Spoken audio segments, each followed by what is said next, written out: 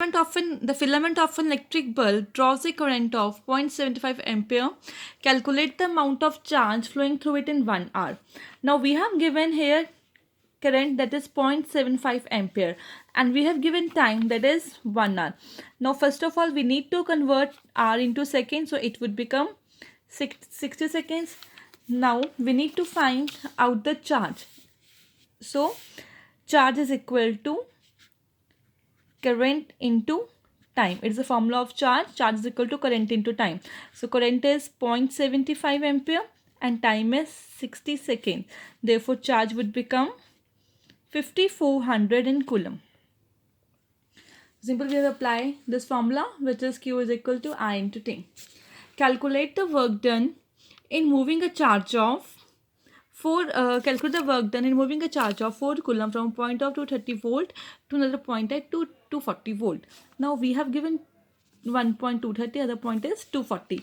It means total potential difference would become 10 volt and charge is 4 coulomb.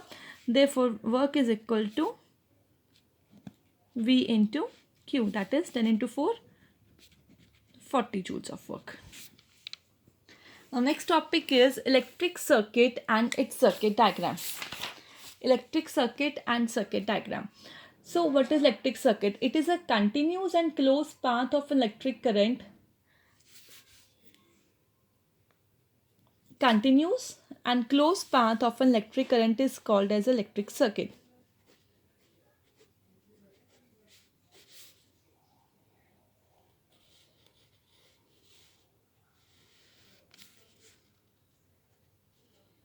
Suppose at this point of time our switch is closed.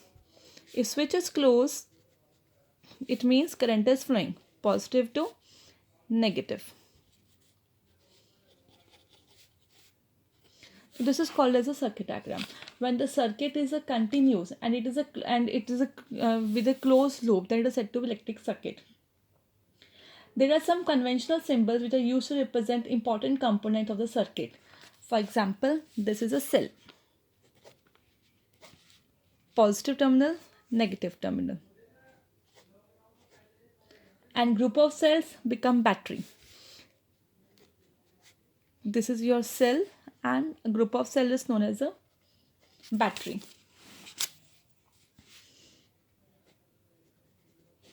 This is a resistor. Resistor is a component electric circuit which help to oppose the flow of current.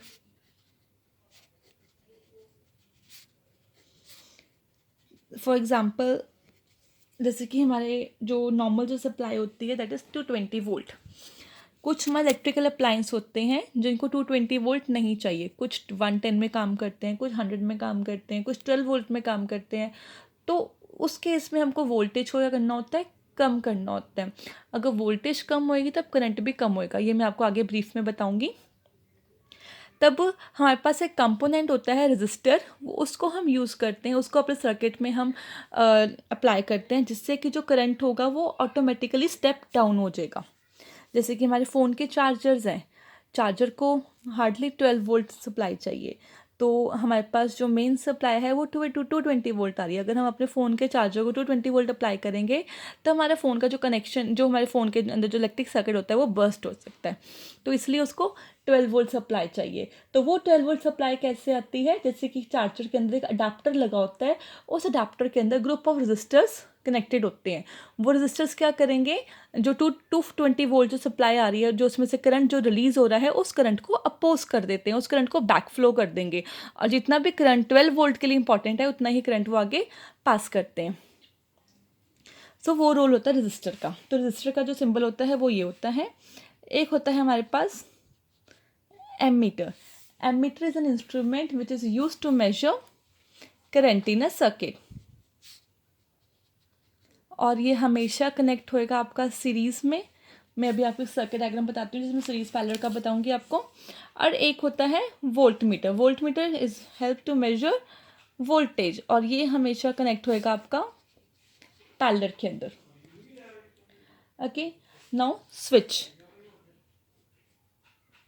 ये है हमारा open switch. Open switch का मतलब कि जब electricity supply वो नहीं हो रही है, पास नहीं हो रही है,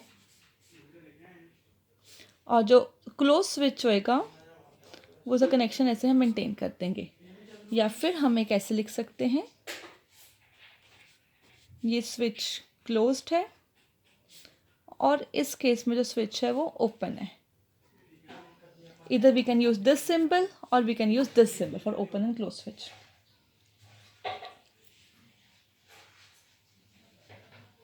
Okay, तो मैं आपको सर्किट्स बताती हूँ एमीटर एंड वोल्टमीटर के साथ। For example, let us show battery first.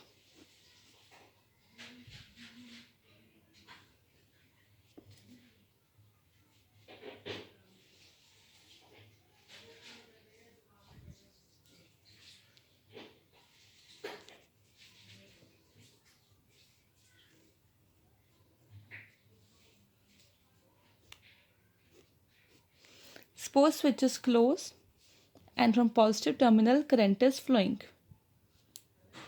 अब जब करंट यहाँ पे गया, अगर हमें इसके क्रॉस वोल्टेज चेक करनी है तब हम यहाँ पे एक अप्लाई करेंगे volt meter. You can see AC के साथ भी वोल्ट मीटर लगा होता है, जिसको फ्रिज के साथ भी वोल्ट मीटर होता है, जो इसलिए हमें वोल्टेज शो करते हैं वो कितनी वोल्टेज कंज्यूम कर रहे हैं, और हमेशा पैरेलल में कनेक्ट होगा ये वोल्ट मीटर।